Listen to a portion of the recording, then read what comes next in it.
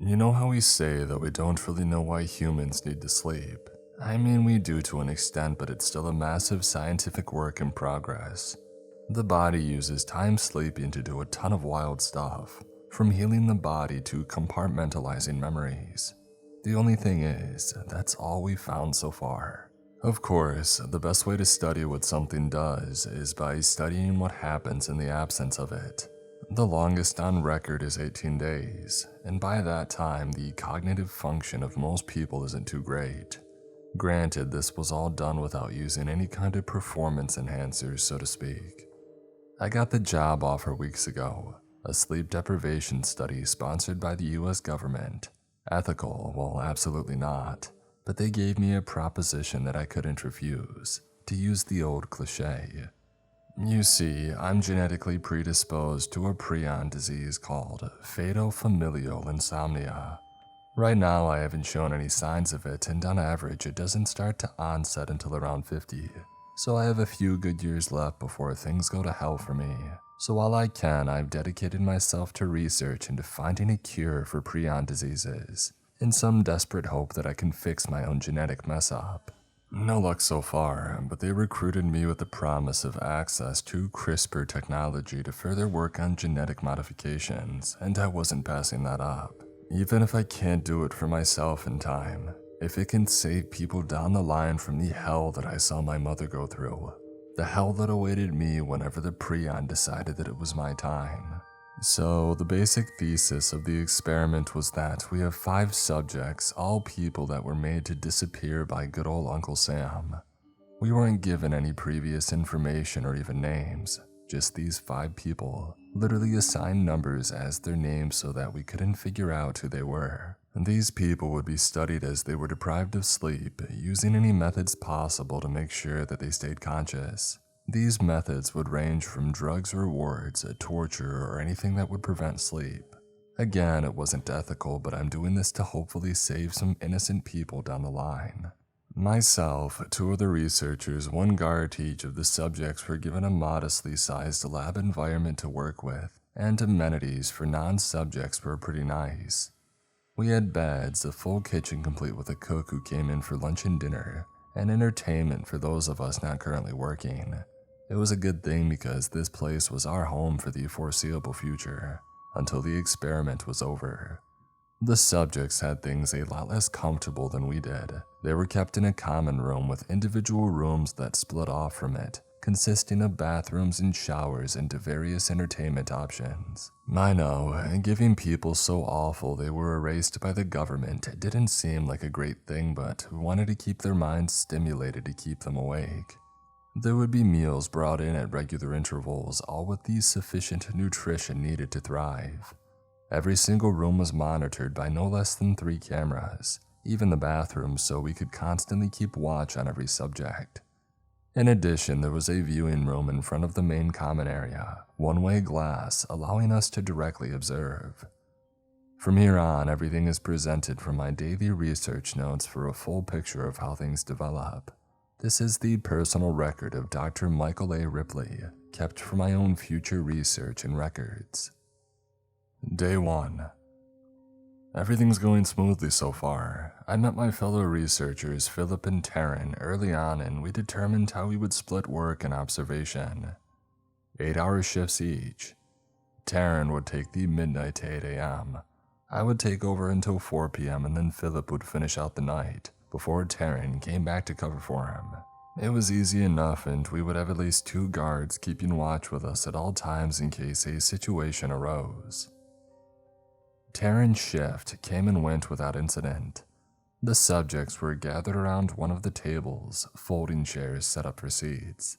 That was the most comfort that they had, though. There were no beds, only a hard metal cot on the walls with no padding or pillow. I'm assuming that's about what they were accustomed to, though, because nobody was really complaining about it. Subject 1 is a male in his mid-20s. Dark hair, scrawny, pale as hell.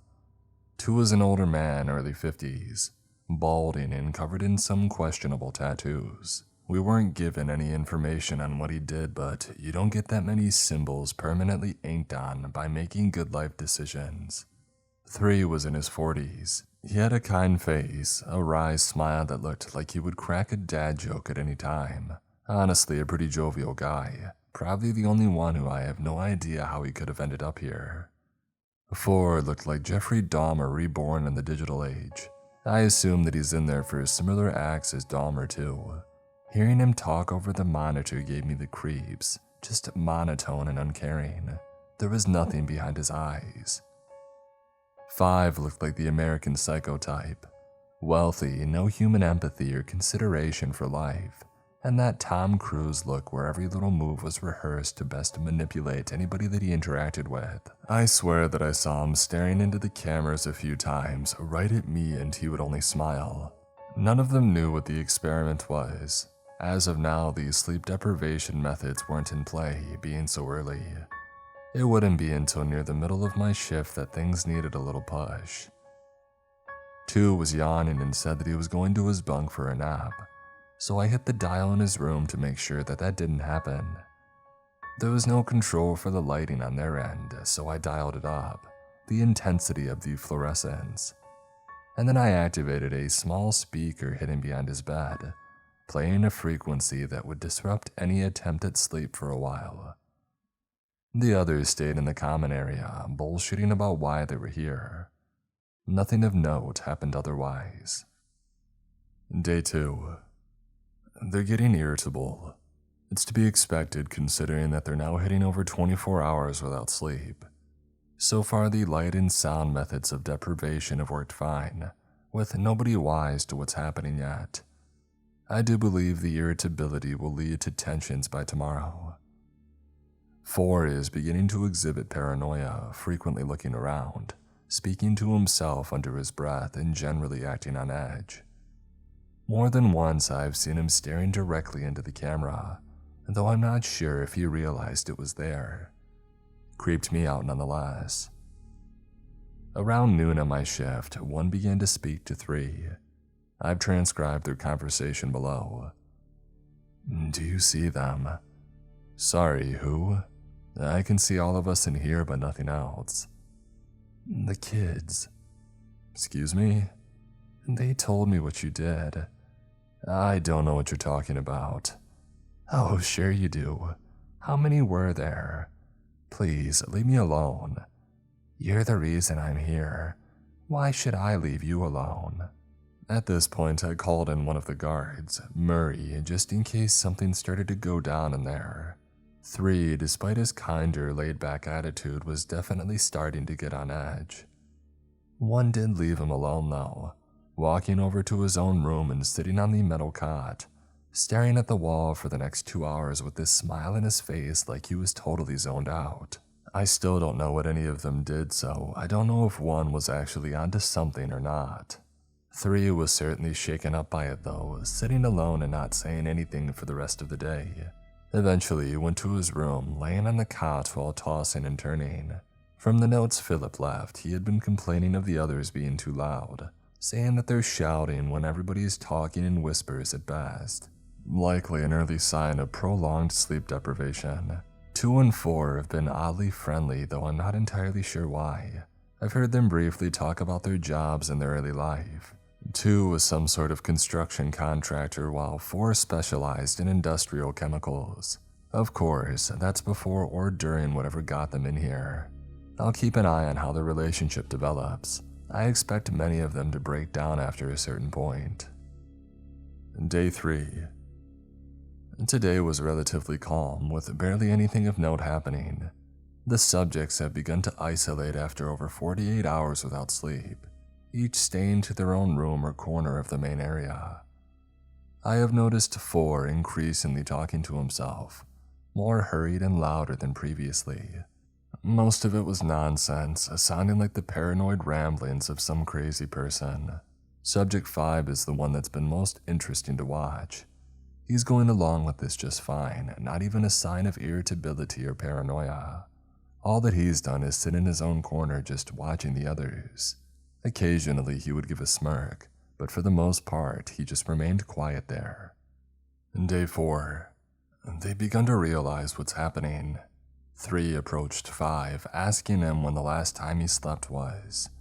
Upon realizing it was before they were sent in here, they started to ask the others. One said that he was awake for 72 hours prior to arriving, suffering from insomnia as is, so I guess we had a little bit of a head start there. Everybody else agreed that they were going on day 4 though, referencing the clock and calendar on the wall to be sure. 2 began to get irritable, screaming to be let out and told what was going on. 3 tried to calm him, telling him it was likely that we were being monitored.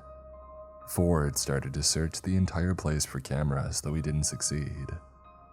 1 was in his room, already deep in the throes of paranoia and whispering that they were coming for him. From what I can gather, he was seeing hallucinations. At one point, he was pointing at the door, screaming at something on the other side, telling it that it wasn't welcome in his room. It sounded like he was rebuking a vampire, telling it that it didn't have permission.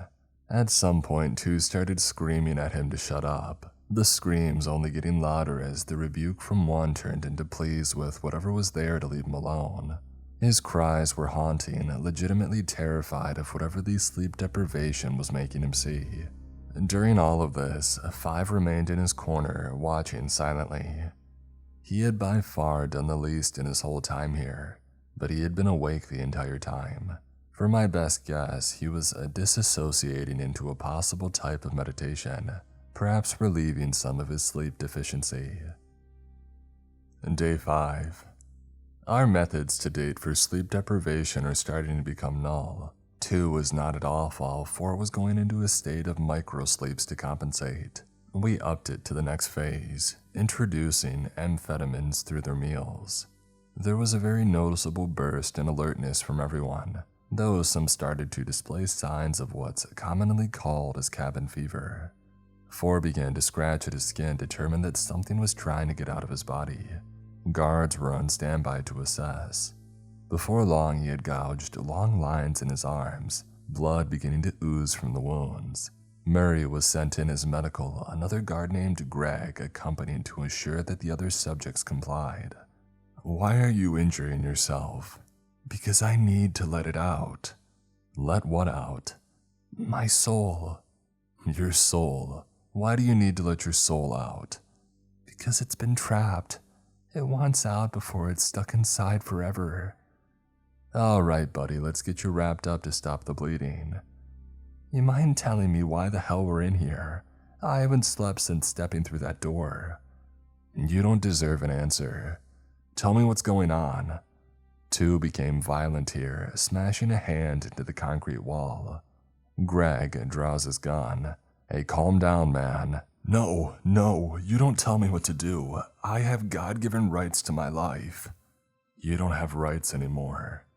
After he left the room, Murray gave me the rundown of the current mood in there. The smell is terrible according to him, and up close, everybody looks ragged.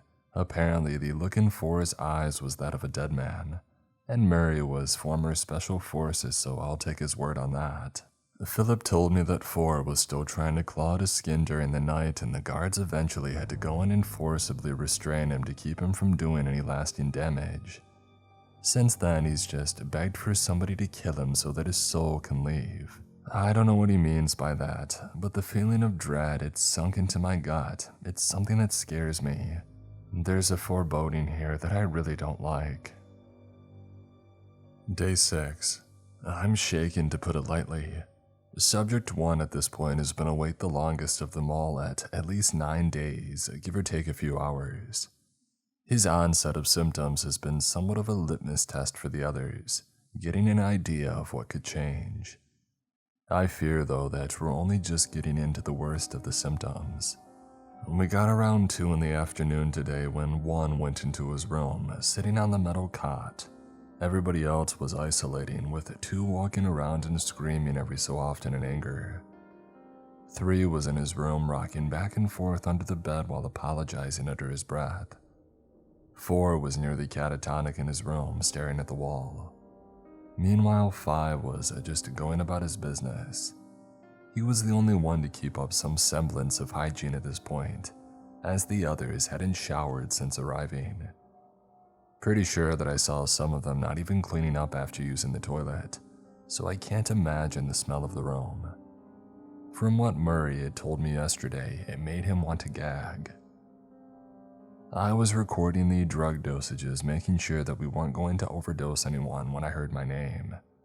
At first, I had assumed it was Murray checking in to see if I wanted anything from the kitchen.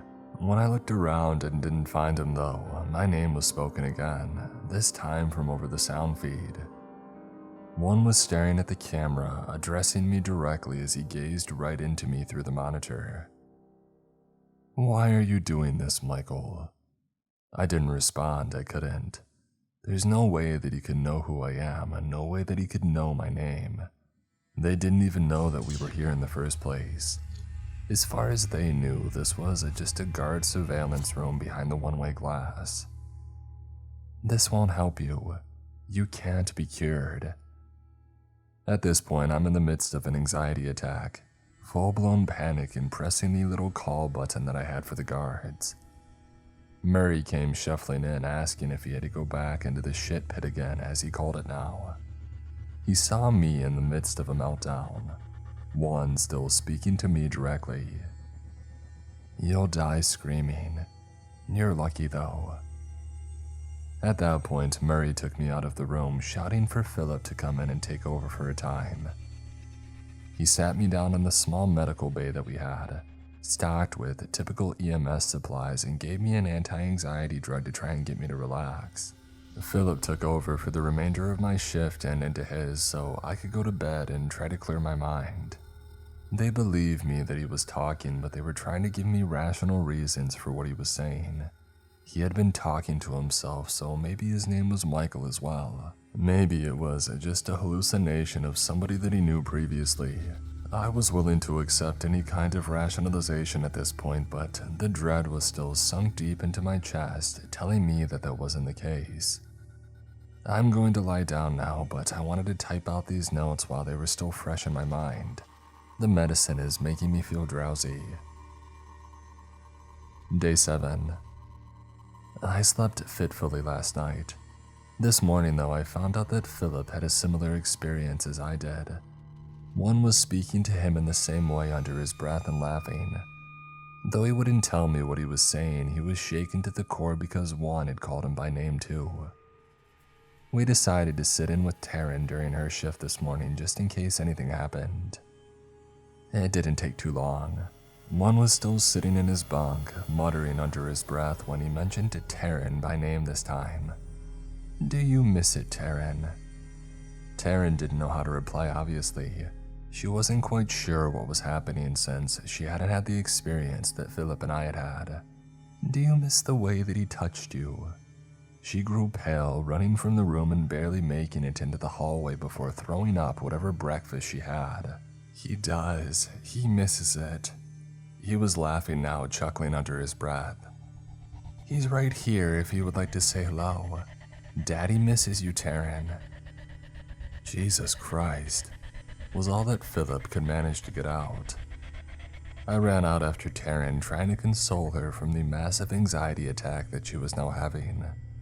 The poor girl was crouched in a corner of the hallway, hands over her head like she was in a tornado drill, hyperventilating hard.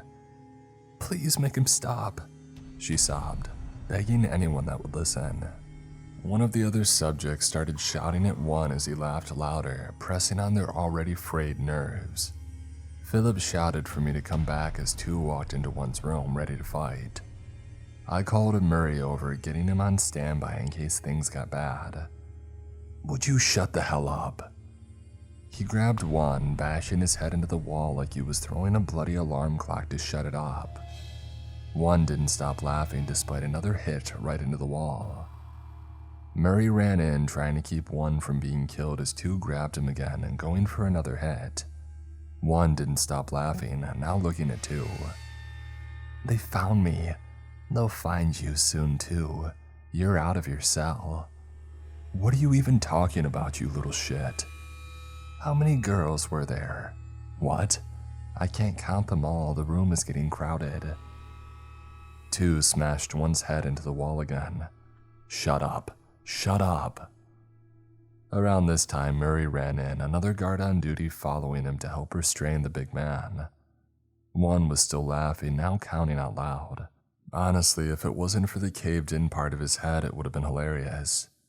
He was letting out a laugh between every number like the damned count on Sesame Street.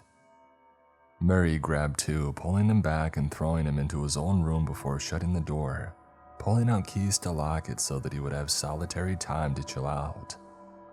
For the first time, we had to pull a patient out, bringing one into the small medical bay to assess his injuries.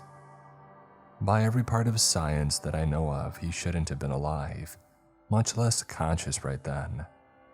But there he was though, sitting on the medical table laughing, muttering under his breath about all the lovely people coming out to make sure that he was okay. I got chills then, because he started saying names as he looked around the room. Our exams were showing that he was in perfect cognitive shape still, other than the lack of sleep. Hell, it looked like he was starting to come back around into a more clarified state. What better time to get some direct answers, right? 1. What are you seeing right now? Oh, the other kids, classmates, friends, bullies. What kids? Oh, the kids I buried. My blood ran cold, wondering if he could be delusional by this point. He was ahead of the others when it came to time awake, so his symptoms were definitely going to be more advanced than the others.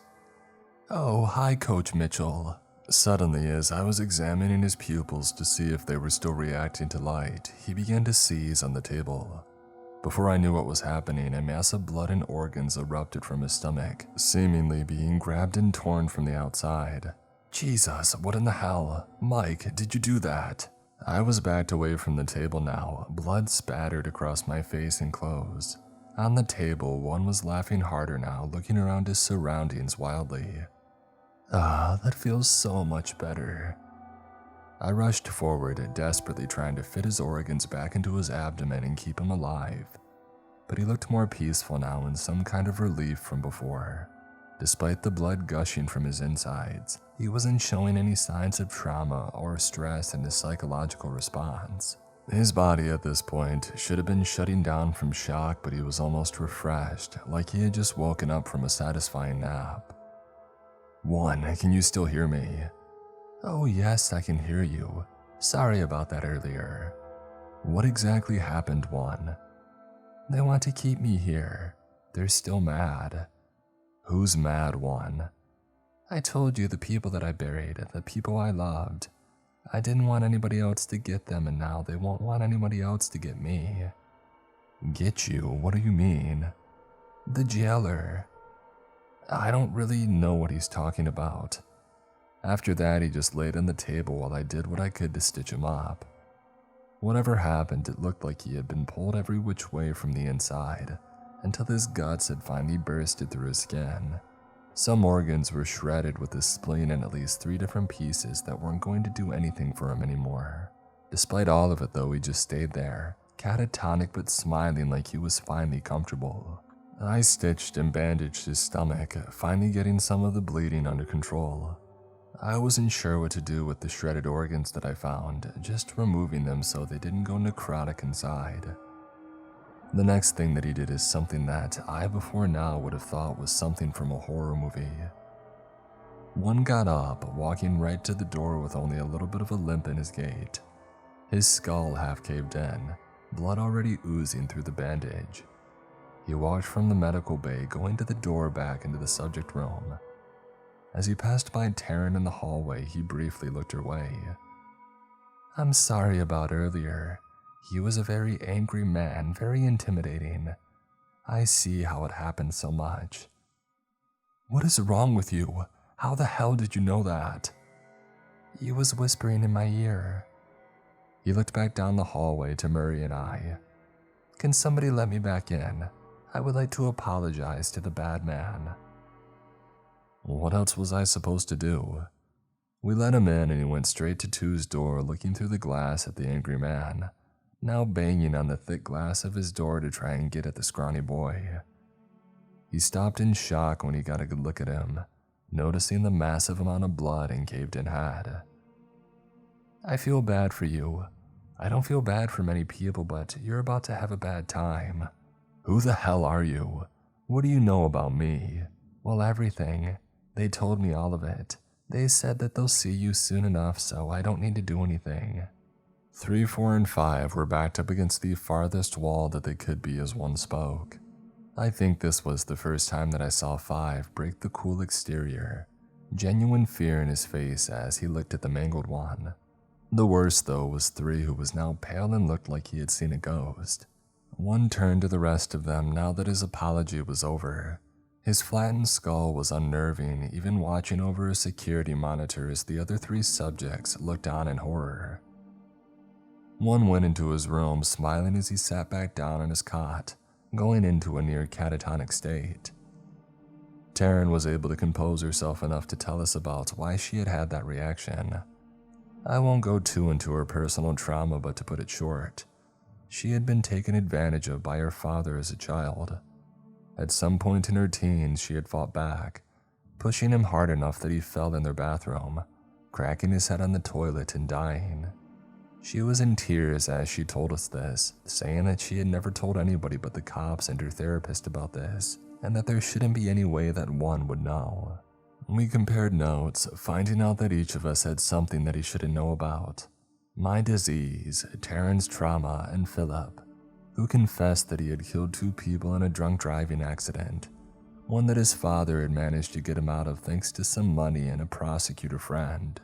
Philip took over the rest of Taryn's watch while I tried to rest in preparation for mine. It was useless though, as all I could see every time I closed my eyes was one being ripped to shreds from the inside out, smiling the whole time. He was thankful for what had happened, like they were protecting some great evil that we didn't know of. I needed to figure out who this jailer that he spoke of is. That's all that my mind could think about as I tossed in bed for hours, expecting Philip to call me in at any moment about some new insanity. He didn't, much to my surprise, and I dragged myself in to prepare for my watch, and getting up to speed from him as I poured a cup of coffee in the kitchen. For the most part, things were slow compared to the usual. I don't know if the chaos of the day already was a sign of peace for the rest, but I would take it at this point. I observed everyone closely. One was in a near catatonic state, awake but completely checked out.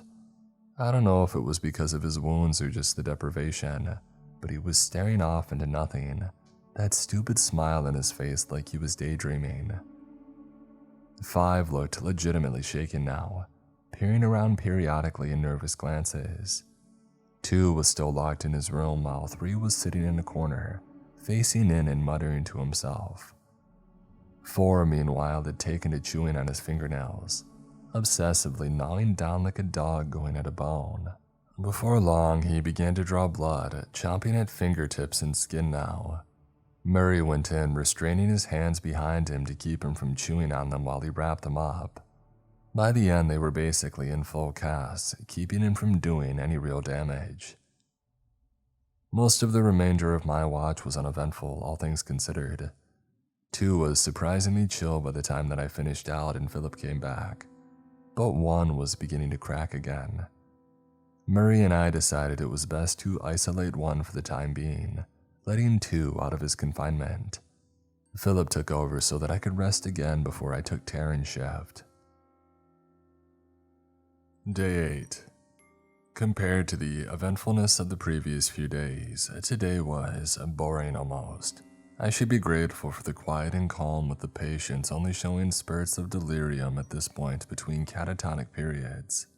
I've theorized that they're falling into microsleep periodically at this point, in an automated survival measure. Microsleep will sustain their brain function while also keeping them conscious, allowing brief respites to the deprivation and the time to compartmentalize new mental information. It's no substitute for deep REM sleep, of course, though. 1 was still alive, though how, we have no clue. He was still bleeding pretty steadily with no signs of stopping, as there was a puddle of blood on his cot now. He didn't seem to mind though, as he was starting to laugh again, falling back into delirium quickly as he went. I didn't sleep well last night, again, the feeling of terrors and images of one's insides haunting me. His caved-in head is starting to show signs of possible swelling in the brain, beginning to bulge back out. If it's affecting him though, he's not letting it be known beyond the same deprivation symptoms. It kept me up all night though, theorizing on what this jailer could be. From what I can tell, it's a hallucination of sleep itself, because one keeps talking about how he's been gone too long and that it's going to notice. He says the other kids tell him about what the jailer will do, and it's, well, disturbing to say the least. I had Murray escort me to speak to one again, trying to get some answers as he was muttering under his breath. Subject 1, who is the jailer you keep talking about? He keeps us here. Every time you go to sleep, he makes sure that you don't stay here. Where is here? Awake. So this jailer makes sure that you sleep so that you won't stay awake. Why wouldn't you want to stay awake? Because they'll find you. At this point, he broke down into incoherent gibberish, talking about how they're going to find me too eventually. It was around that point that Murray and I exited, deciding getting any real information was a lost cause. On our way out, we noticed that 2 was having an episode of delirium, coming up to us as we tried to exit. You gotta let me out of here. They're all over. They keep telling me that they're going to rip my soul apart.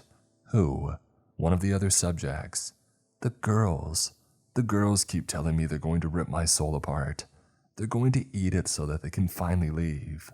Murray and I were perplexed to say the least, and all I could say was, I'll see what I can do, before we walked out, locking the door behind us and finally letting out breaths that we didn't realize we were holding the entire time. It shook me seeing these 2 exhibiting similar symptoms, unsure if it was the deprivation or just a shared delusion between them. My skeptic mind was telling me to discount the option that was screaming at me from the shadows, that we were messing with forces beyond our understanding. The rest of my shift passed without incident, everybody lost in their own micro-sleep states on occasion. We did run into a new issue when it came to keeping them awake, knowing that one was almost incapable of digesting food at this point, not that he was really eating. The others had begun exhibiting signs of voluntary starvation, refusing the food that they're given. It doesn't seem like they know what we're doing with the food, but instead, just foregoing eating on their own sense of preservation or lack thereof. I worry that we'll have an issue with malnutrition leading to unconsciousness eventually, so we're monitoring that closely. In the meantime, we've determined that we could move on to the next stage of keeping them awake. We were given access to a neurotoxin provided by the United States military. This one applied prevents shutdown of cognitive functions, and it will not allow for even microsleeps. It was essentially concentrated amphetamines in a gaseous form, which would be pumped through the room at intervals as needed. This is where things would change though, as while the gas was present, nobody was allowed in or out. To get into the room, we would have to do a total flush of the system and the room's air, essentially turning it into an airlock before flooding it with oxygen again. It was complicated but kept the rest of us safe from the potentially deadly ramifications. Taryn came back for her shift tonight, though she still looked shaken from the experience. I offered to take over for her if needed, but she said that she was fine and wouldn't let herself be shaken like that again. I admire her tenacity in the face of it all, but I hope that she's alright. I'll be going to bed now. Hopefully things stay peaceful for a bit because I'm exhausted. I may take some of these sleeping pills from the medical bay, assuming that I can't sleep again. Day 9. Not much of a believer, but I'll thank God for letting me get an actual night of sleep. I finally felt refreshed for the first time in days and for once, ready to face the day ahead. Taryn got through her shift fine. One would occasionally mutter something to her about her father being there, always watching over her. 2 was even more delirious than the previous day, huddled in his room, cowering in the corner and peeking fitfully between his fingers every so often at the doorway. Please make them leave. I didn't respond to him, trying to interact as little as possible and just see how it played out. A burly man with questionable tattoos all over him, crying in a corner about girls being around him was honestly the funniest thing that I had seen in weeks, despite the horror of the past weeks surrounding it. 5 was the next one to suffer a serious break. His cool demeanor was on the decline ever since 1 and 2's confrontation the other day. Now he was complaining that there was something burning somewhere, asking why nobody was doing anything about it. "Doesn't anybody else smell that? That's smoke. We're about to go up in flames in here and they don't even care." Despite sending Murray to check out the facilities, there wasn't any fire found. Despite that, he kept complaining of the smell while moving around every wall, trying to feel for a way out like there would be some trapdoor. 4 and 3 seemed to be having contention, each staying in an opposite corner but throwing furtive, venomous looks at each other. I don't know what their deal was, but at some point, I heard 4 ask if they would let him sleep if he killed someone for them. Whoever them was, I don't know, though he could have been referring to us. 3 complained consistently of a rotten smell, saying that it smelled like bodies rotting. It's possible that it could be a side effect of the gas, but the way that he was complaining about it, he was convinced that he really was smelling bodies. Though how he knew what that smelled like, I don't know. He was pretty far into the throes though, and 4 seemed to be looking at him for his sacrifice to get his own peace. Most stayed in their catatonic states for the time being, passing the rest of the day without incident. 1 was still going though, not doing a whole lot. Despite the massive blood loss, he was miraculously still alive and cognitive. I'm hoping for a peaceful night of sleep again.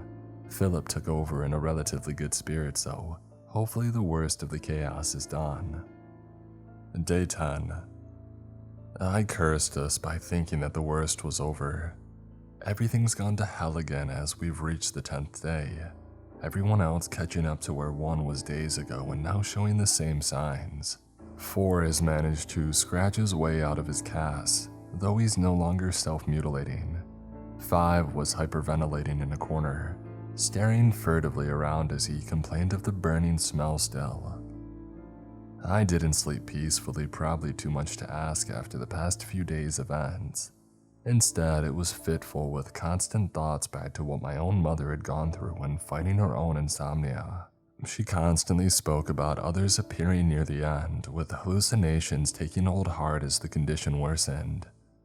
In a way, she was lucky. The disease only took a few weeks to take her after the total insomnia took a hold of her, and she didn't suffer any of these kinds of issues. Of course, it was its own hell, just like watching my grandfather pass from dementia years before. She broke down mentally and was barely my mother by the end.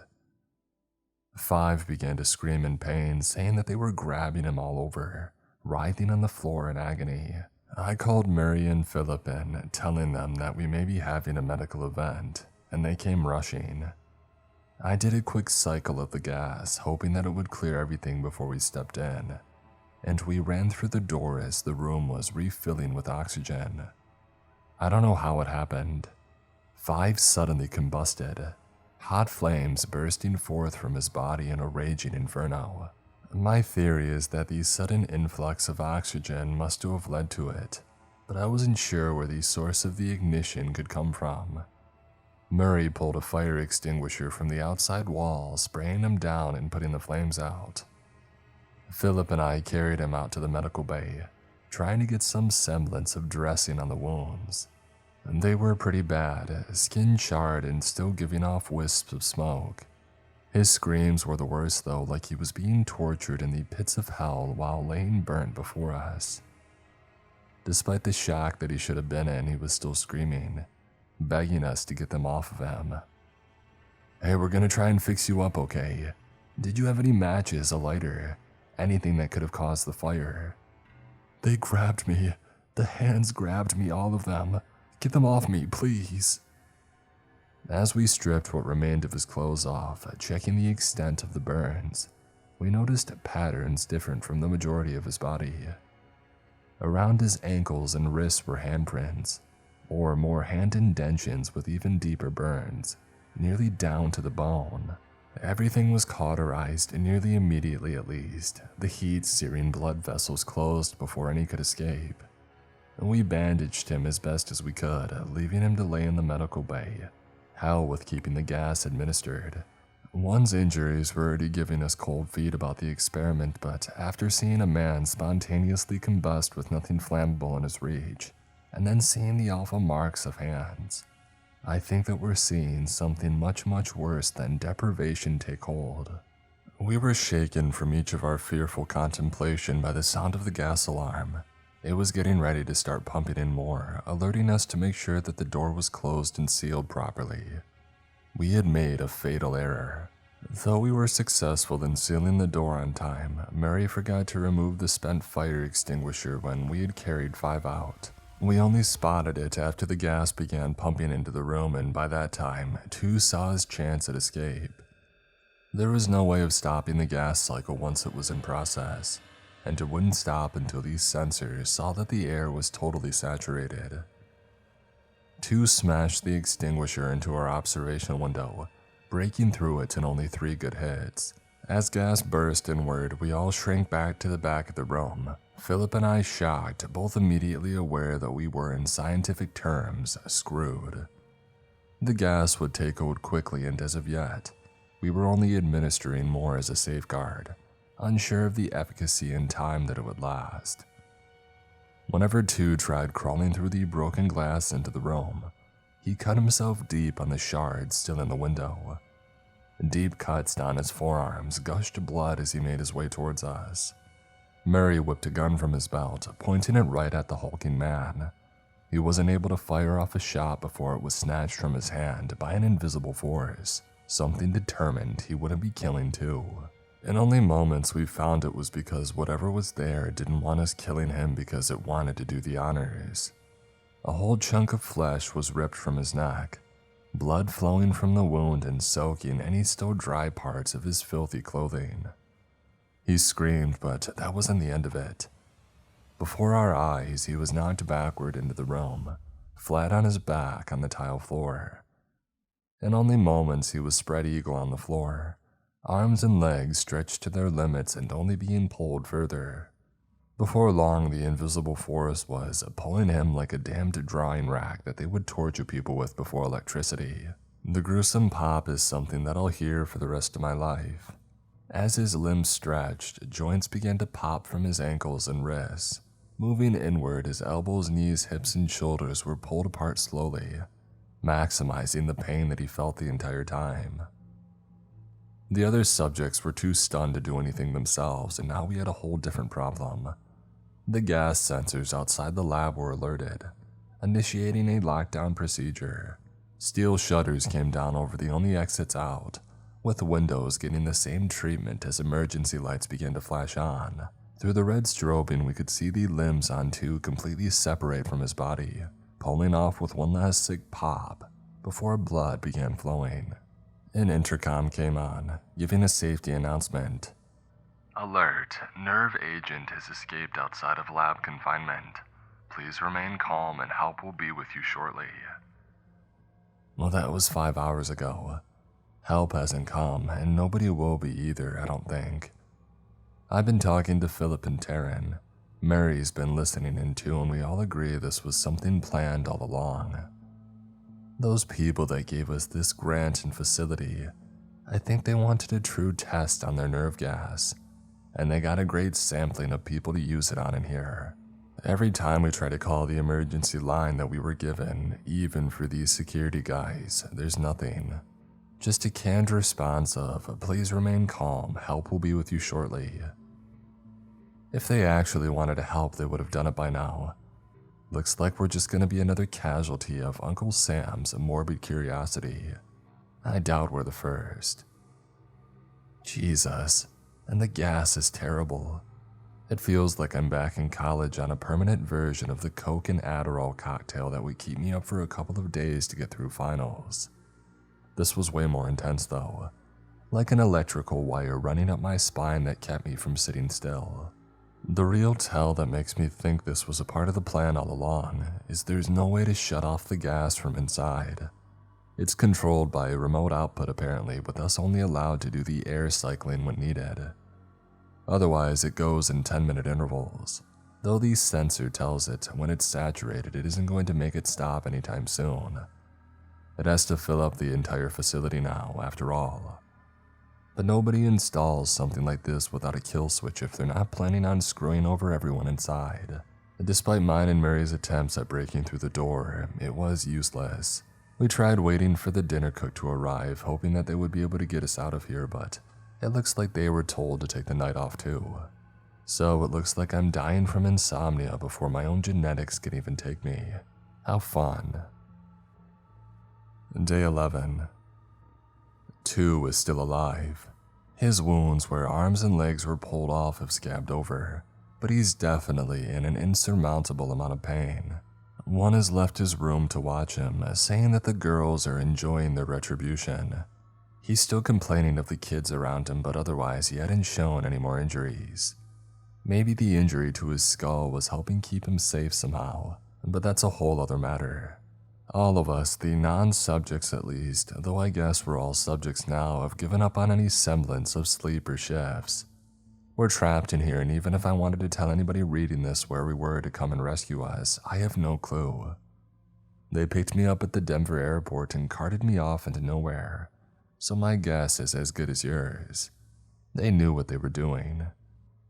Taryn says Philip and I are paranoid for thinking it, but it makes the most logical sense. Despite the now open observation window, these subjects didn't make any effort to leave their area. Perhaps they know that it's pointless, that we're compromised too and just as unlikely to make it out. Hell, maybe their karma is that we now get to experience this hell ourselves firsthand. I'm furthest along when it comes to time awake, with my time at 3 days straight now. To be honest, it's not the worst that I've gone through.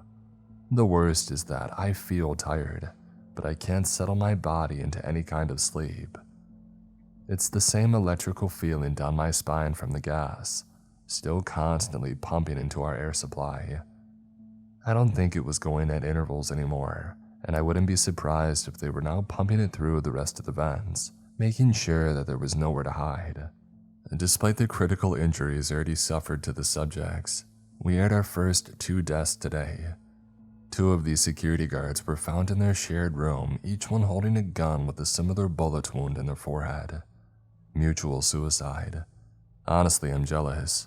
I wish that I had those kind of guts right now. Something was making me hang on here though, even if it was just some kind of morbid curiosity. I might just be too numb to feel any fear or death at this point. This is probably going to become a journal now instead of just a research notes. Might as well maintain a record. People will probably consider it the ramblings of a madman, but we all know what we're seeing and here is real. Nobody will believe us, but that's probably the only thing that hasn't made them cut our internet access yet. Day 12. I'm beginning to wonder if there's any point in keeping count of days anymore. The only way that I know is by consulting the clocks around the facility in my computer, but who knows if those are accurate. I haven't seen the sun since these shutters came down, and at this point, I don't know if I'll ever see it again. I wish that I would have enjoyed my time outside more while I still had it. These subjects are all still alive. I don't know if we passed some sort of advanced regeneration point, but we did take a blood sample for analysis from 2. He was still alive, something was still torturing him. It's like the invisible force that had ripped him apart would wait for his wounds to scab over, taking their time and then poking hard at the healing skin, making it bleed again as they pulled it off. He couldn't do anything but scream out in pain. 1 didn't seem catatonic anymore at all. He had passed into a new point, one where he was bright-eyed and awake for the first time in days. He started talking to us with nobody in particular as his target, just open-ended questions. So, what are you in here for? What did you do? Want to know what I did? Shut up, stop singing. Oh, that's not me. Please let me go, please just let me out of here, I'm sorry, I'm so sorry. 3 was huddled in his corner again, facing inward and muttering how he was going to teach someone a lesson, and they would listen to him after all was said and done. We got the answer on that pretty quick because he was the first to respond. I needed to teach her a lesson. She wanted to get uppity, and I had to show the kids what happened when you get like that. How they should be a man. A woman is supposed to submit to her husband, And if she won't, I've got every right to punish her. What's so wrong about living by God's word? Ooh, that's the woman beside you. Huh, looks like she brought the kids for a visit. You show them their place too. And they would have ended up just like her if I hadn't saved them. They would have been ungrateful just like her to any man that they were lucky enough to have. I kept them pure, they died pure. Taryn looked like she was going to throw up. I made a motion for her to leave the room, going back to her room for some quiet time. She shook her head, refusing to be shaken once again. The woman was showing strength that I hadn't seen since my mother had passed, and that was a high bar. Damn, dude. At least I just shot up a school because they were bullies. There's 2 mysteries solved now. 1 was a shooter and fit the stereotype honestly, while 3 was a family annihilator. I lost a lot of the pity that I had for either of them through the experiment then, especially when one started describing a spree. You know, it was really easy to get shots off in school. Have they changed that yet? I've been locked up for years, so I've only been told hearsay. God, back in my day, you could just walk right in with a 12 gauge in hand. I can see Erica standing right over there, speak at the devil. Not sure if she's looking at me or not though, since there's not much of her face anymore. Oh, I think I get it now. They appear how they died, and that's why your family's soaking wet, right? I drowned them. Would you use the bathtub? Baptize them in the old river downstream. Come on, tell me. I tied cinder blocks to their feet and threw them in our pool. Damn, that's intense. Good on you, buddy. Innovative. How about you, Jeffrey Jr.? What are you in for? None of your damn business. Oh, the little group around you says otherwise. Lots of hospital gowns. They look delirious too, more than all of us. I was trying to help. Help what, the Grim Reaper? Shut up, shut up, shut up.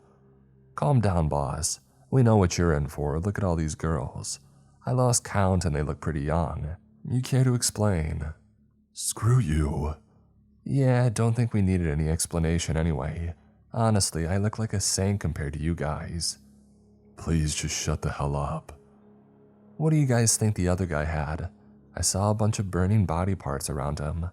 I know the default answer is probably arson, but my personal theory is that he was in charge of some major war crimes. Those things looked obliterated and cooked. Like well done cooked. He was relishing this at this point, even though he was missing half of his organs. This son of a gun was commanding the room like a storyteller, spilling everybody's darkest secrets. When he looked at us, I felt my blood run cold. Now you, lady, I get it. I understand that you're innocent of any crime. I'm sorry that you're about to go through this. Now you two, though. He looked squarely at Philip and I, leveling eyes at us like lasers set to stun. We were frozen in place, entranced by his act of psychological torture. You have 2 people. No, I don't think a good guy like you would do something like that intentionally, right? They're pretty mangled after all. One only has a part of his head. Ha, we should be friends. He gestured to his own head, the flattened part bulging out now from brain swelling. Philip wouldn't answer upon hearing that, shutting down in fear while his mind pondered the ramifications. They were likely the friends that he had killed in his drunken joyride. Oh well, you're probably going to see them yourself soon. You, though, who's the woman? The electricity in my spine from the gas was nothing compared to the bucket of ice that was just injected right into my bone marrow. I know who it is. I just can't bear to say it. Kind of a dick move if you killed an old lady. Hell, the only one in here who doesn't have something hanging around is that guy. He pointed to Murray and then gave him a thumbs up. Well, things are only about to get worse. Kirk over here is telling me that they're going to torture me in ways that I've never imagined. 2 was screaming for him to shut up now as one just started to laugh again, taunting all of us, but just might have achieved something beyond it at this point. All of us left, going back to the dining table and sitting in silence for a time. I'm so sorry, Philip started whispering under his breath. I don't know if he was telling us himself or the things that were probably still following him, but he broke down sobbing eventually. I wandered off to read for a bit, trying to find anything to calm my racing mind. Even after all this, I was trying to come up with some sort of scientific answer. Despite all my logic though, the real evidence in front of me is supernatural at least. Day 13. I've had bad doses of irritability, but nothing like this. God, every small sound is terrible, making the headache that I've been nursing for days only get worse. Philip has taken to being a recluse in his cot, crying on and off between long disassociative episodes. He would just stare at the wall and not even bothering to pay attention to the food that we brought him. We offered food to these subjects still inside, but they all refused, saying that they weren't hungry anymore. Every one of them is exhibiting the same symptom now, seeing other people around them that are seemingly from their past. It's getting hard for me to focus. I'm having my own episodes of disassociation. Sleepwalking is probably the best way to put it. Cognitive function isn't doing so great either, so forgive me if there are words misspelled in future entries. Assuming that there are future entries, I hope that I can keep going. Day 14. 5 got up on his own today. After laying in the medical bay since he had caught fire, screaming in pain as his skin started to fall off and peel, he got right up and walked out of the room. I don't know what was driving him, but he started beating on the windows, now shuttered from the outside since the shutdown had started. Bits of skin and streaks of blood left marks all over the glass, with his fists banging against it in vain like a solemn funeral drum. If only they could have funerals. Examination of blood samples show that while the cells can be broken down and individually destroyed to the point of irreparable damage, they can't outright die. It seems that something is keeping them here, making sure that they're trapped in this limbo. It's my belief that this correlates with the healing process during sleep, with the lack of rest leading to cells going into a sort of preservative stasis instead of going through regeneration as they would during REM sleep. It's essentially a state of conscious cryogenics, frozen to keep them alive while they feel everything. 2 is still being tortured by whatever is there. I fear that once we get closer, I'll start seeing these phantoms that they've been seeing. 3 began to choke earlier, coughing water from his lungs as he struggled for breath. It just kept coming from nowhere, gallons of it, at one point mixed with blood from the pressure on his lungs. The more disturbing thing was 4's reaction to it, shrinking back in fear as he saw the water beginning to pool on the floor. He looked wild-eyed, terror in his face as he fell back, trying to get as far away as possible from it while beginning to choke himself, throat violently spasming, muscles contracting so hard that they were visible to the naked eye. I'm afraid of what will happen when we reach that point. 4 is still holed up in his room, almost foaming at the mouth as he stares around, shouting on occasion at these specters around him. "I was trying to help you, I swear." I stopped watching around that time, tired of hearing the laughter of one as he watched the carnage. I noticed that every so often he would jerk, body convulsing momentarily before a bleeding hole would open up wherever it had originated, invisible bullets puncturing his skin. I don't know what I'm going to do. Maybe I can still find something that will help me with my disease, but I'm not sure. I'm afraid I'm going to be trapped in this hell. Day 15. I've started hearing voices, all kinds of different ones, some louder than others and sometimes more than I can discern, all talking over each other. I'm assuming this is only the beginning and I've started hearing the sounds that these subjects have been listening to for days. The eerie song that 2 has been complaining about it's horrible. It's just some sing-song threat set to an off-kilter tune that nobody can decide the melody to. It's like a musical straight from the pits of hell, all sung by young girls. It's terrifying. I hear screams too and the occasional gunshot. I think everybody is just jumbling together being in such close proximity, because it's hard to pull anything meaningful out of the mess of noise. I think the worst one is the sound of muffled screams, the wails of somebody unable to breathe as they desperately shout for help. I can feel my mind going more, cognition slipping bit by bit as the hours wear on outside. 2 has stopped screaming at least, seemingly numb to the pain now. I'm sure it's only a matter of time before he suffers some new horror though, because the little girl's voices are getting much louder as time went on without his screaming. After some time, Taryn joined me, looking in at the scene in front of us. The floor by 3 was almost flooded at this point, and there was still water gurgling from his mouth on occasion, though he was laying sideways on the floor now, almost unable to move from the convulsions in his lungs. Red tinted the water with small chunks of flesh coming out every so often.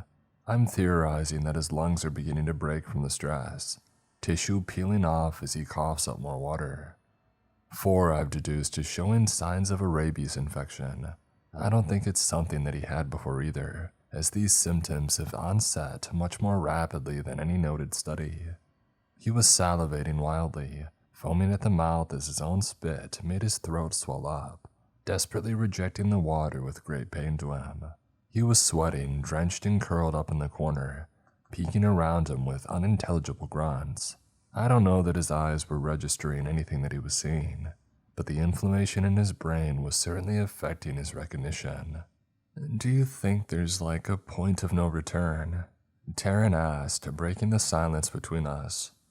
She almost made me jump, forgetting that she was there in my current waking dream state. "Those guards died, right? But none of the subjects have. Maybe we'll be safe if we kill ourselves now." "How do we know if we're not too far already?" I asked. "I'm further than any of you. I had a 48-hour head start before we got gassed even. I'm hearing shit, Taryn.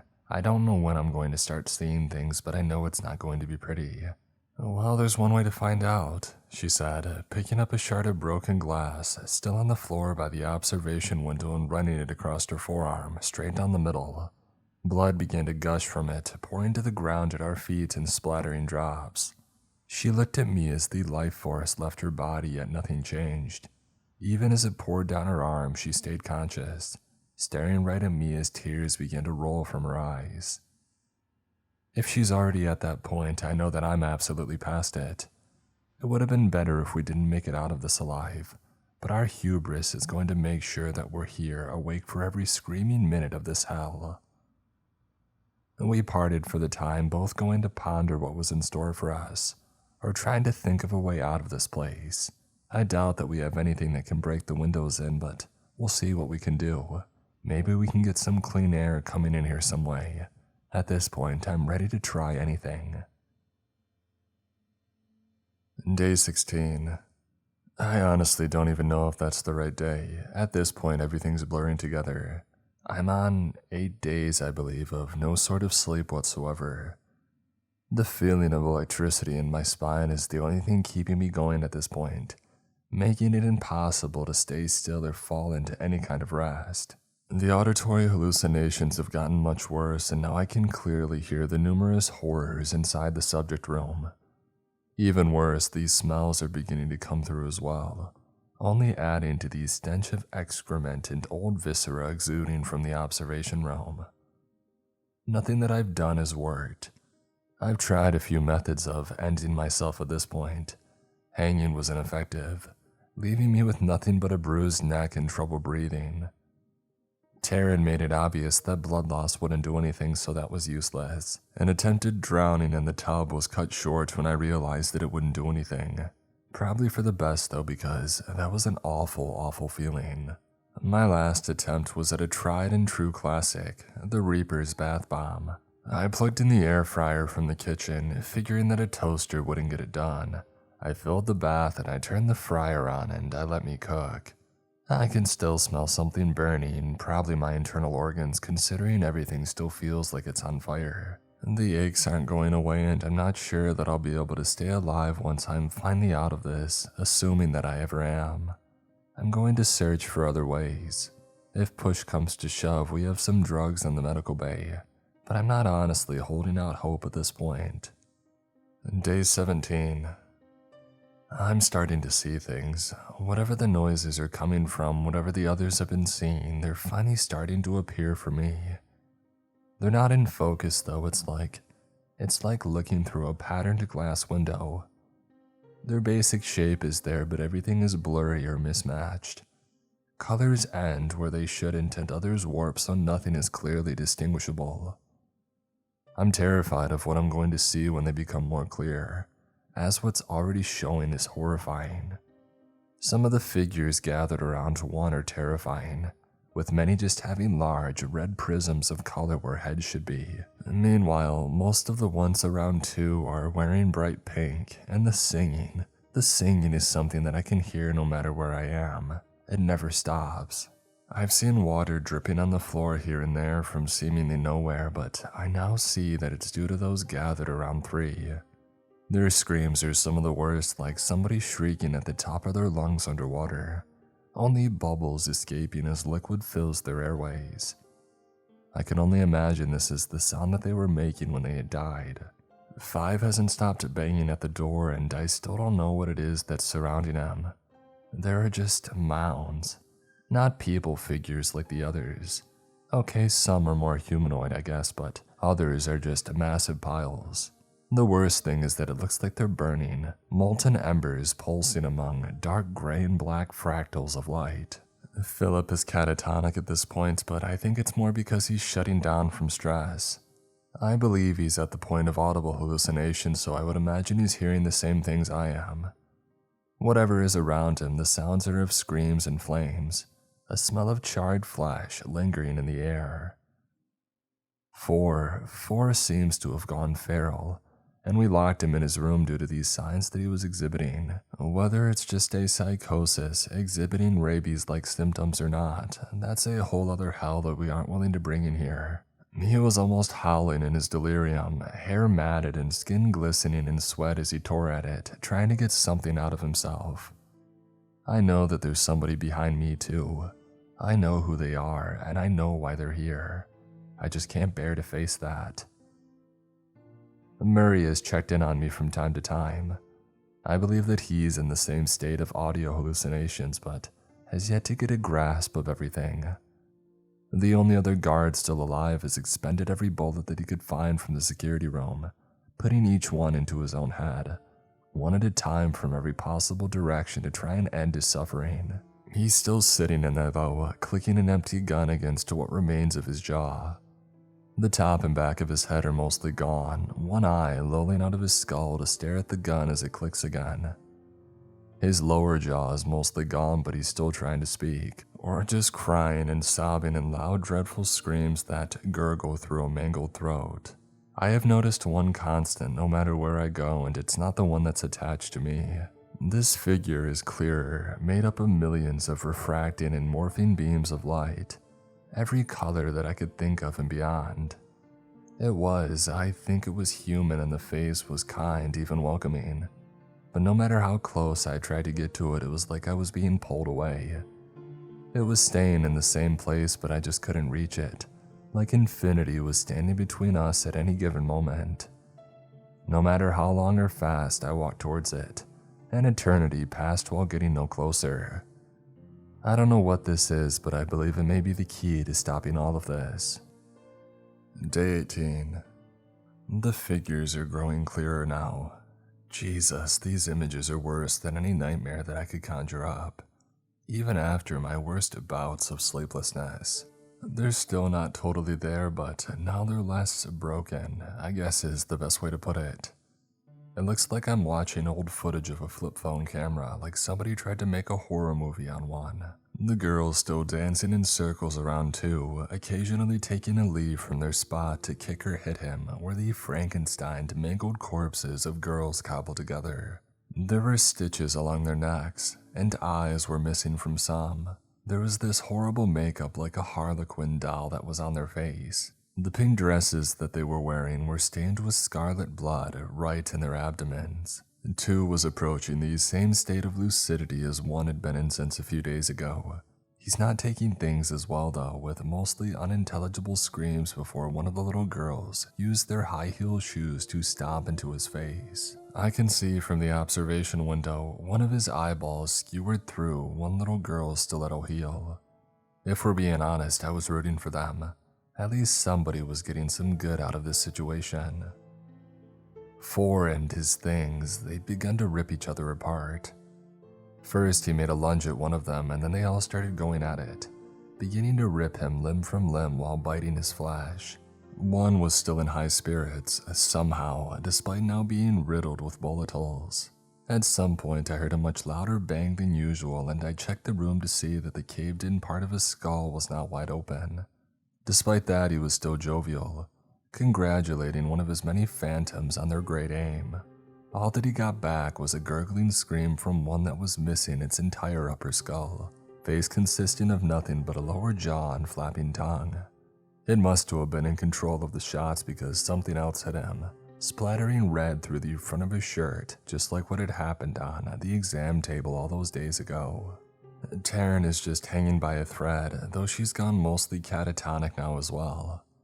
There's an older man who keeps hovering around her, though he simply glares from afar instead of doing anything. I've lost track of the times that I've woken up, so to speak, unsure of where I am or how I got there. It's just moments of blacking out here and there without anyone telling what could be happening in between points A and B. For Philip, I don't know what's happening to Philip. He's lately taken to sitting in his cot, covering his ears and just screaming at the top of his lungs. His pleas alternate between apologies and begging for his life, but he's screaming as if he's trying to be heard over a cacophony of terrible sounds. To his credit, that is the case as the two figures near him are screaming in constant shrieking pain. They're just pillars of fire standing beside him at all times. He's been complaining about the heat in between fits, saying that he's burning up, and I can see why finally. The issue is confronting my own demon, so to speak. I can see her clearly now, the exact same way she looked when she had died. Peaceful for once instead of screaming in delirium about the thing that was after her.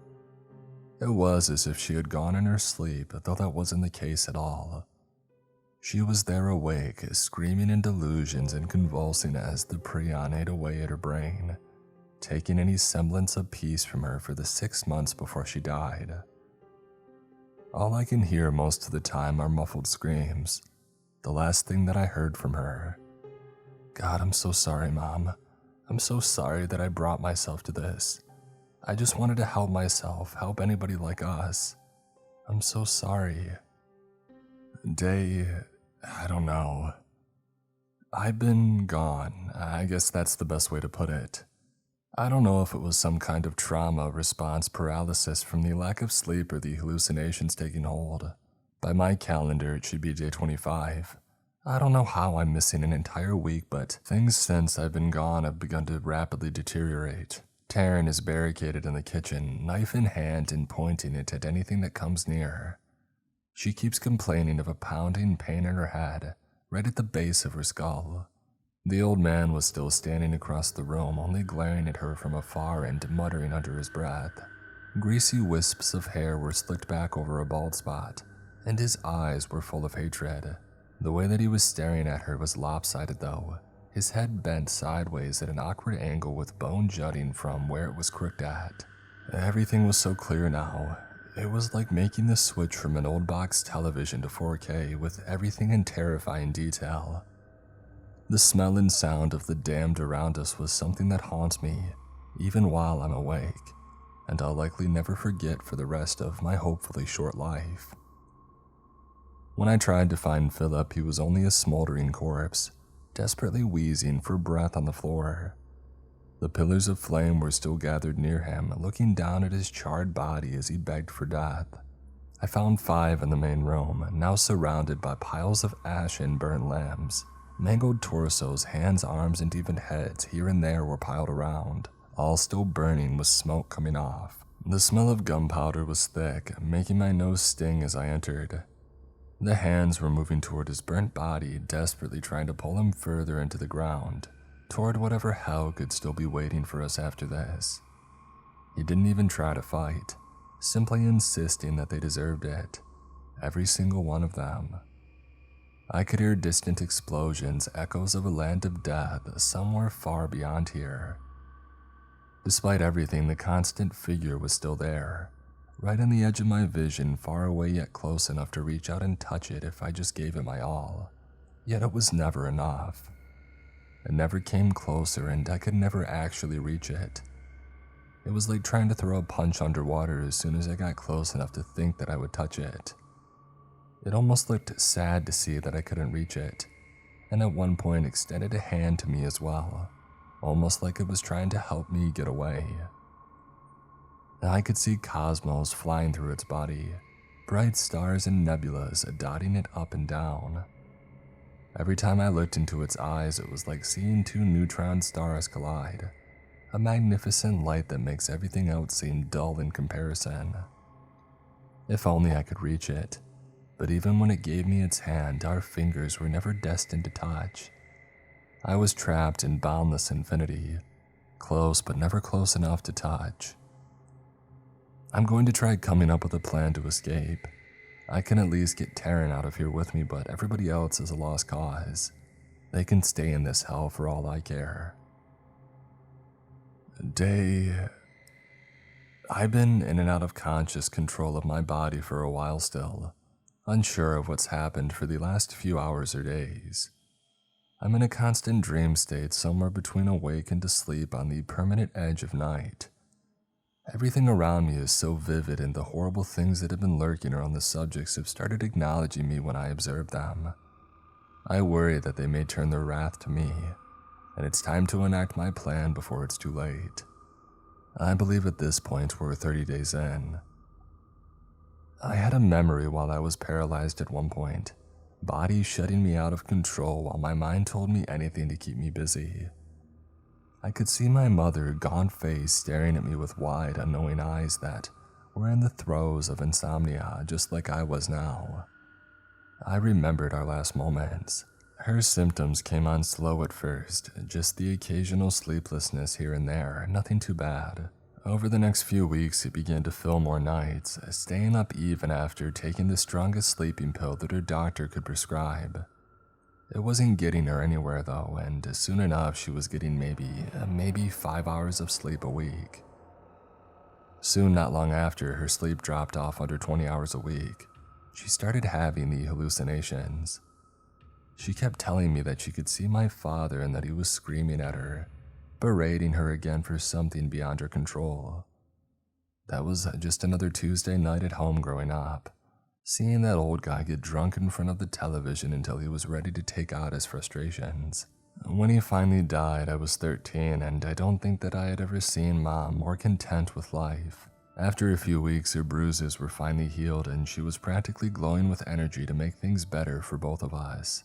She only had 4 more good years after that before all of this happened.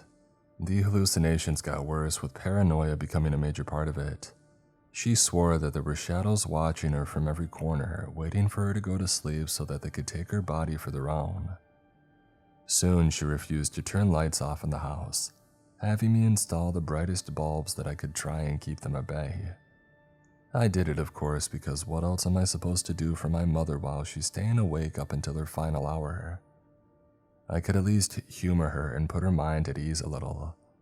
Not that she knew that I was her son at this point, constantly asking me who let me in or confusing me for her older brother at some points.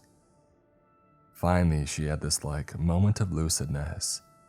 She actually spoke to me like I was her son again, not some stranger in her home. "Mikey, I want you to end this," she said to me one night as we sat watching Jeopardy. She always had loved Trebek, and there wasn't a single night that we missed out on watching.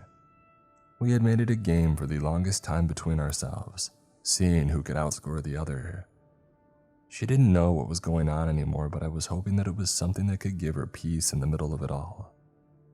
I was surprised, not expecting her to even talk other than babbling gibberish at this point. "You don't deserve to go through this. Nobody does."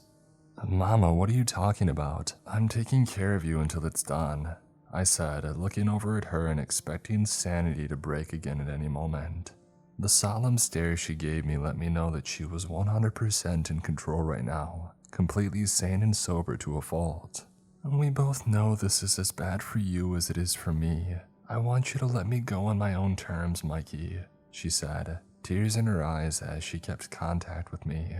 "I don't care how you do it, just make it quick for me, please. I can still see things and I can't take it much longer." Okay, Mama. I was sobbing now, nodding that I would help her. I don't know what else I was supposed to say, but her speaking to me like that again, after the weeks of nothing but screaming and terror that we had been through, let me know that she was right. She knew when it was time, and she knew that prolonging this only made it worse. It wasn't something that I could just do. Days passed while I grappled with it, the morality aspect, and if I could even do it. This was my mother, the woman who had raised me and protected me all those years, taking the brunt of my father's anger and rage. How could I repay her by killing her? Every time that I think of her, all I could remember was what she had told me, even until the end. Every time that something new ran us down, every time our situation went straight to shit for the umpteenth time, through all the beatings from Dad, through being homeless for weeks just to escape him, all the tears that I cried and knowing what was going on, afraid that he would come back any moment to beat us again. Those same words. I've got you. I've always got you, even when you don't. I waited until she had taken one of her doses to attempt a little bit of sleep, watching her doze off into a restless nap. And that was when I did it. Taking one of our couch pillows, a heavy fabric woven throw with feather stuffing she refused to throw out. I put it over her face, pressing down with all my weight as I looked away, tears stinging in my eyes. She struggled for a minute, body fighting back instinctually to claw at life. I pushed down harder, beginning to match her muffled screams from under the pillow with my own long, dreadful wails. Finally, she was still. It was gradual, movements beginning to slow, becoming smaller, weaker as she lost oxygen. Finally, she was sleeping eternally, safe from the hell that her brain was putting her through here. I told the doctors that I had found her like this, putting the pillow under her head so that she looked like she had just drifted off. Considering her condition, they didn't bother with an autopsy, so I was in the clear. A secret that I would keep until death, when I would be able to apologize to my mother personally.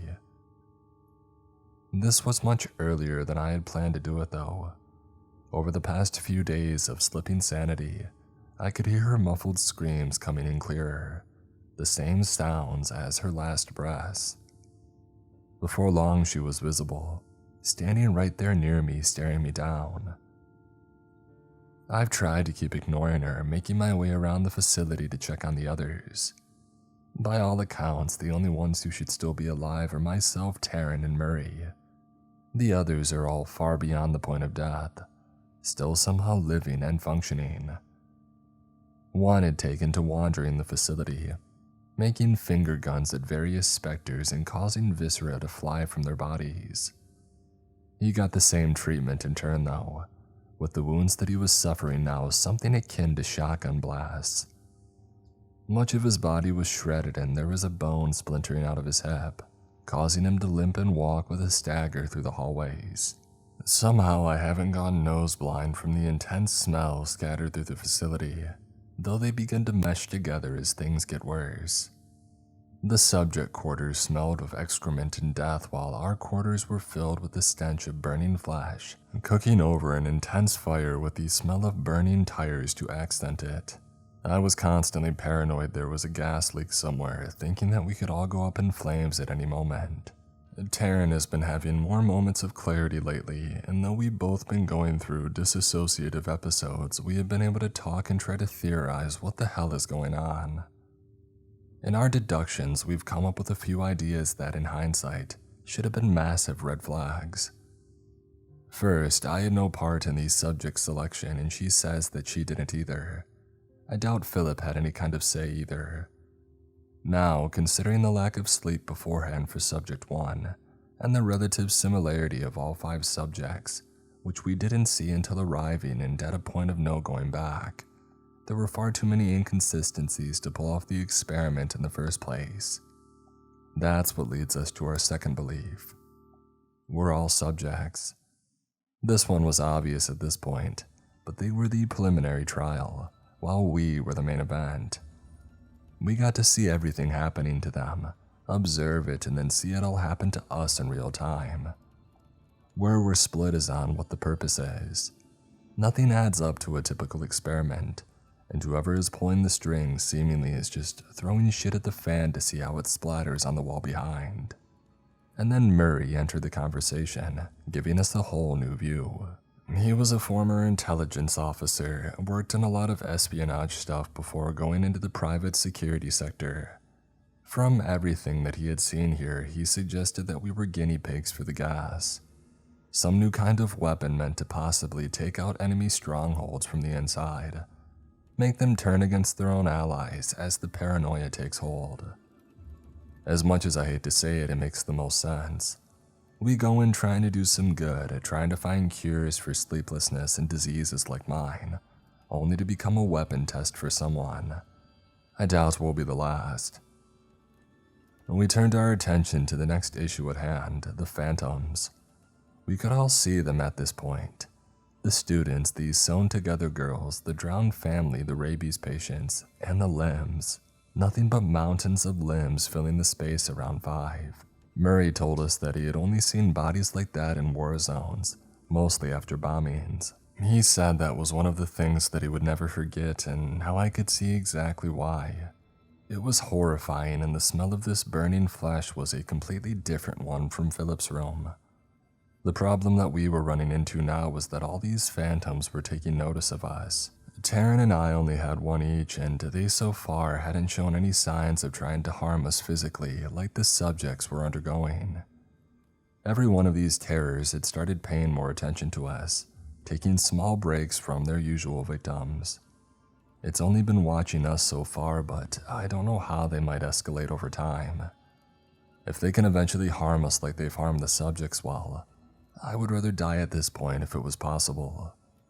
I hope that we can figure something out to escape before that point. And then there was the greatest unknown. Since the beginning, we all had seen one figure in common, even Murray, who was free from phantoms clinging to him. This one figure, the dark one full of galaxies and nebulas, infinite stars in a human shape. It was always there, right at the edge of our vision, but unable to be reached. They mentioned that they had tried reaching out to it as well, but ran into the same infinite void of space in between, keeping us away permanently. Every single one of us was seeing this, and when we eventually tracked down one, the only subject willing to speak to us, or maybe the only one able to at this point, he told us that it's always there for him. "The jailer," he said. "You can see it now, right? That's what keeps us here, keeps us in the cell. It's the one that makes sure we can't be free." I have my own ideas about what it is. It seems too benevolent, I guess, like it's not trying to keep us anywhere. As is, though, it's only getting further away, like it's leaving us behind, hopeless to our cause. The 3 of us have made a plan. There's a surgical saw in the medical bay. I'm hoping that we can use it to cut through one of the vents and possibly, just maybe, get the hell out of here. It's going to be a long shot, but it's either that or stay here and see what happens. I would much rather try to escape than see what happens when those specters turn their full attention to us. And before anything else happens, I'm afraid that I'm going to have to confront Mom. I don't want to, but I fear that I won't get out of here alive until I face my fear. Day unknown. 3 is beginning to flood the subject room. I don't know how we've gotten to this point, but the only thing holding the water in there is the closed door. 1 has been in and out, but he always climbs through the window for some reason, leaving chunks of skin and scraping bone across the broken glass every time. The water is nearly ankle deep at this point, even filling the side rooms. I don't know where it keeps coming from, with an endless ocean being coughed from his lungs from seemingly nowhere. Eventually it's going to come up and cover too, probably drowning him where he lay on the floor. I don't plan on being here for that, and it's not like he deserves to be saved anyway. The little girls dancing around him have become more vivid, with obvious signs of other terrible acts committed on them besides the dismemberment. 4 was still locked in his room. Meanwhile, these symptoms of rabies now in their final stages, catatonic and shaking, scared of everything as the water seeped in under his door. He was desperate for a drink, I could tell, but even just looking at the water was making his throat spasm violently, as his mind told him that it was poison. We begun our escape attempt, though it took a while as the surgical saw we have isn't the most powerful. It's really only meant for bone at the most, so going up against the steel used on the vents is one hell of a task for it. Eventually though, after some time, it began to get through, and from there we were able to use a cane to pry the rest open. Murray went in first, clutching a flashlight and trying to find the right path out. Taryn and I stood anxiously as he explored, hoping against all hope that he would have some success. That was about the point where I went into a dream state, against all my best efforts to stave it off.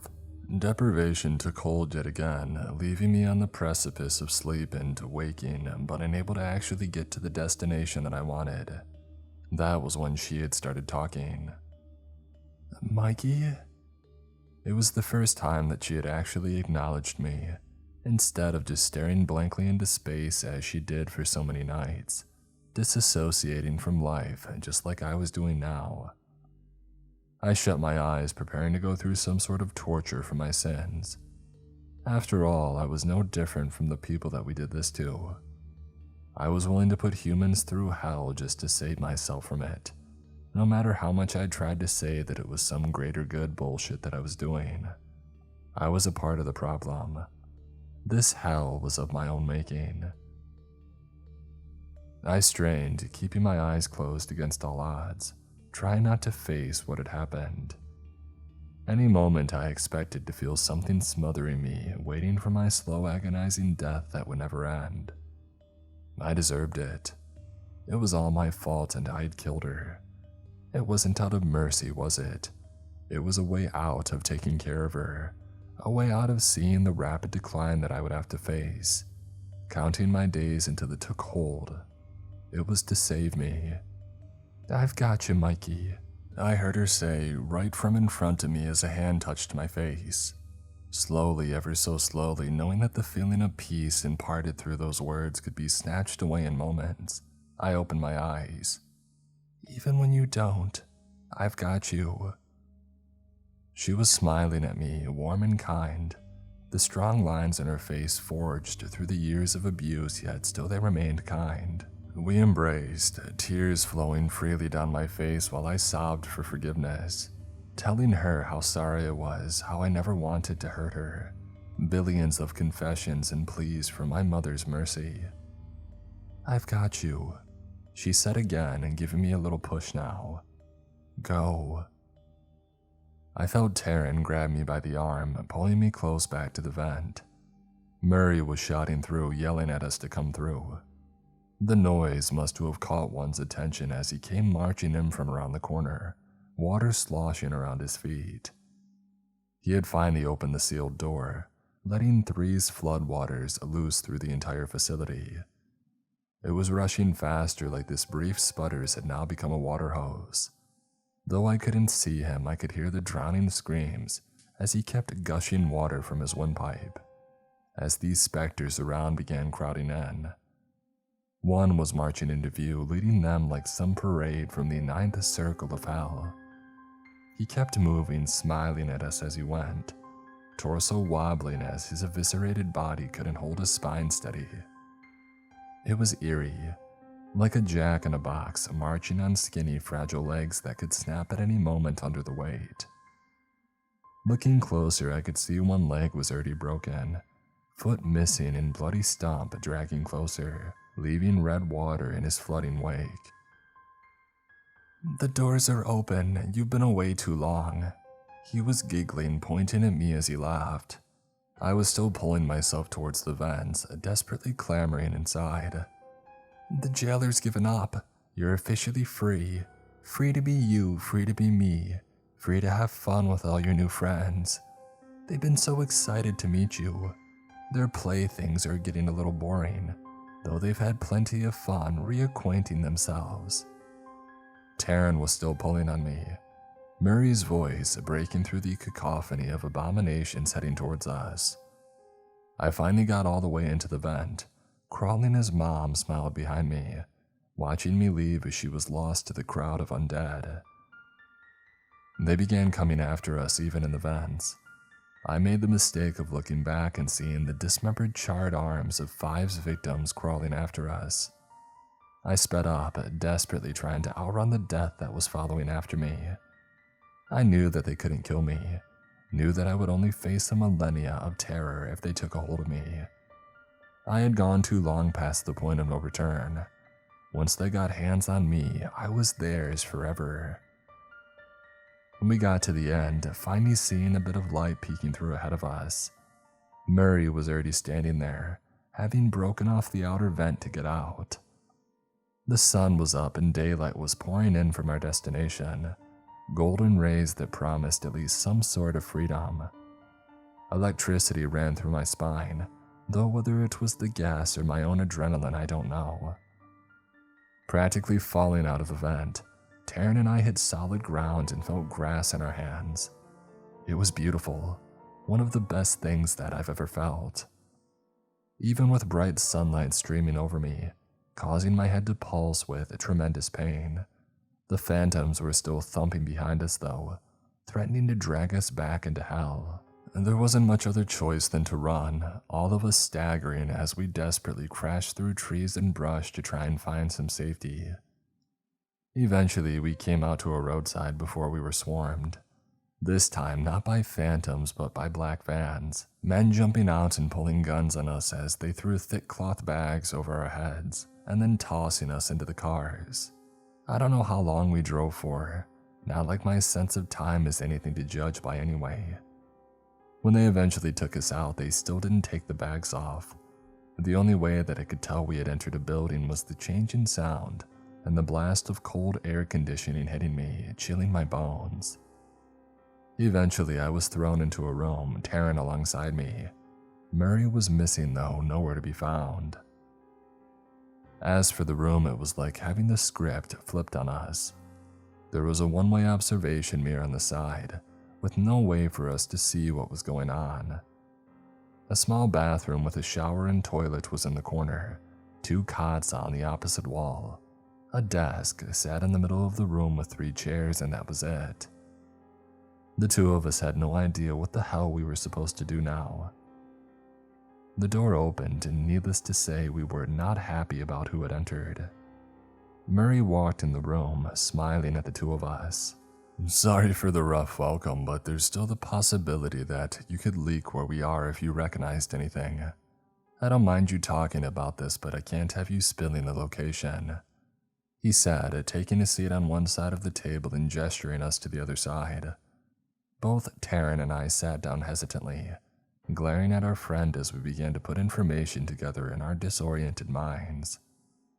"You see, nobody's going to believe what you have to say anyway. Who would, after all?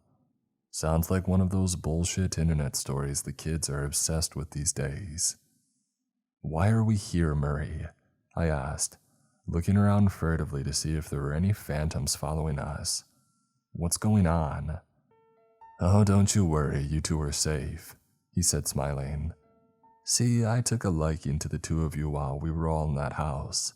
I told them that we could use you still, so they let me get you out." "You've been going through the same thing that we have, man. What the hell?" Taryn was asking him now, beginning to bang on the table in frustration. Her eyes were red, bloodshot from tears and the lack of sleep for God. "How long has it been?" Taryn broke down now. "Why?" "Oh, I've been getting a solid 8 hours most nights. You 2 would never find me, but I was just fine," he said. My head hurt as dots connected. Murray's lack of specters, his long disappearances. Jesus, he was the one who had left a fire extinguisher in the subject room. He knew. "You have an antidote, don't you?" I asked him, leveling a look right in his eyes that said to tell me the truth or else. Well, of course, I wasn't going in there without one. I was just there to observe how things went down. A control. "You son of a..." Taryn began to scream, beginning to stand up and jump over the table at him. 2 guards entered the room, guns drawn and pointing at her. Despite our unfortunate immortality, she backed off, working on that basic survival instinct to stay alive. "Look, I'm not going to stay here and spill everything. I helped you guys get out of there. Now we're going to detox you from the gas and see how it goes. As far as what's happened, subjects aren't privy to experimental data," Murray stated, getting up to leave and ushering the others out. "There's a computer over there if you want to catch up on the outside. Hell, tell people what happened to you. It's not like they're going to take you seriously." He left, with me in stunned silence and Taryn raging, banging against the table in frustration. Now here I am, unsure of what to do. I thought that I wouldn't make it out of there, much less be allowed to somehow tell the story. Too bad nobody's going to believe me. Day 54. Yeah, I'm shocked by the day too. We were in there nearly 2 months, considering that the major violence started around day 10. I don't know how we got out. Neither me nor Taryn have slept yet, and we've been here for 12 hours so far by the clock on the wall. They brought us food, but I'm not hungry. Now that I think about it, I stopped eating weeks ago. I'm paranoid they're going to do the same thing as we did, dosing the food to keep us up in the absence of the gas. And now that we're somewhere without screams and the smell of death, it feels like we can think more clearly. We've talked about it, everything that happened. The best hypothesis is that sleep maintains the barrier between life and death, earth and hell, so to speak. Whether that goes at the same pace for everyone is where I feel that we've seen variances, and Taryn suggests that it may be based on life experiences. When the barrier begins to thin, all these lost lives press through the barrier, eventually ripping it and giving them access to the subject physically. We have no idea if we're right, of course, but it's all that we can draw from our time, especially considering that we're still running off the after effects of the gas. Murray hasn't spoken to us again, and honestly I don't know that he will. I don't believe that we'll ever be let out of here to see the sun again, if I'm being honest. This room feels empty compared to the crowds of bodies and limbs that were around the facility for the past month and a half. If it weren't for Taryn, I would probably feel like the last man on Earth, locked away and forgotten as everyone else got to eternally dream and slumber. Day 56. The dream states are getting worse, with even more sporadic occurrences and longer cycles. I've still not seen any phantoms, and the jailer hasn't made a reappearance. Not for me, at least. Taryn says that she's caught glimpses from the corner of her eye again. It had disappeared for her not long after it did for me, giving up hope on ever getting us back. She said that it returned last night, though.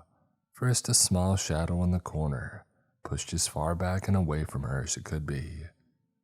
Since then, though, she says it has started to grow closer, though still miles away in the same room. I'm slipping out again. If anything happens, I'll update, but what's the point anymore?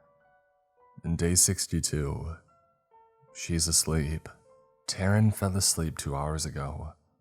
I thought that she had finally died somehow at first, checking her pulse in fear to see if she was still with me. It was beating strong and her breathing was now steady and deep.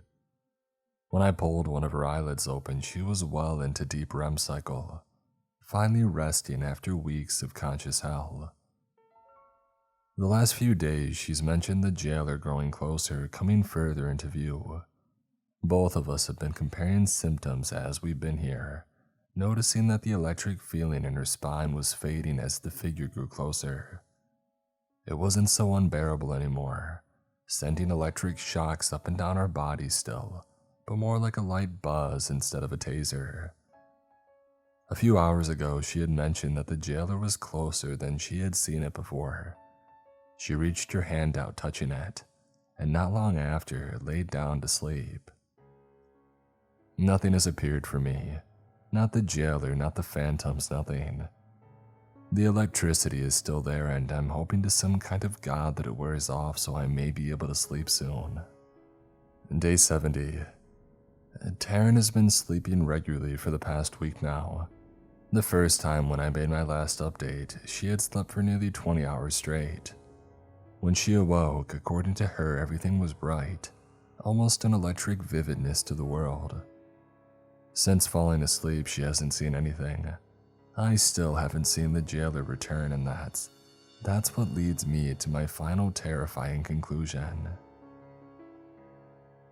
Day 80. They let Taryn out, though I don't know where. Maybe she's actually allowed to go back to her normal life. Could we do that at this point though? It doesn't matter. I don't have long. I know what it was now, the jailer. We've always had a name for it, tons of them actually. Morpheus, Nyx, Hypnos, Somnus. Every culture has their own version, but what it really is sleep. Sleep itself. It only wanted to save us from the hell that we made. It hasn't reappeared to me. I can't feel the electricity buzzing in my spine anymore. I've requested tests from the guard that brings in my food, and they've complied, taking me in for a brain scan. Oh please, pray that something will work for me. Dream for me, sleep for me, please, sleep. Day 85. I can see them again. Not sleep, the subjects. They're all just there. They glare at me from the shadows and corners, watching me and waiting for their chance to strike. I don't know how they got here. I don't know what they want from me. Probably to tear me apart like their victims did to them. None appear as they did in life, but as they were left in the facility. Burnt, drowned, and ripped to shreds. Everybody's here, all because of me. I don't know at this point whether it's the hallucinations or if their souls have actually come for me. As of yet, they don't seem to want to come after me. I'm sure given time that will change. Day 90. I fear that I'm done. They're inching closer, eyes fixated on me. At least the ones that have eyes. I can hear curses and screams coming from them, and one's obnoxiousness. His mocking laughter won't get out of my ears. It came back too, though. It's still faint, but it's there, I can tell. The jailer. No, that doesn't seem like the right thing to call it. It's getting closer, the cosmos making up its body, pulsating as it does. I swear in just hours it comes so close. Closer than they have. The day. She's back. Mom is here and the others have gone away. They seemed angry when she showed up, like they were told that their fun was called off. She's smiling at me though, that same smile that said it's all going to be okay. Mom just walked over to the jailer, still watching me from so close, but so goddamn far to still reach. She's taken the hand of the cosmos, smiling at me and extending her other hand towards me, reaching for mine. I don't know what may happen. I don't know if I'm just lost in my own delusion, but I think this will be it for me. I'm going to take her hand now. Goodbye.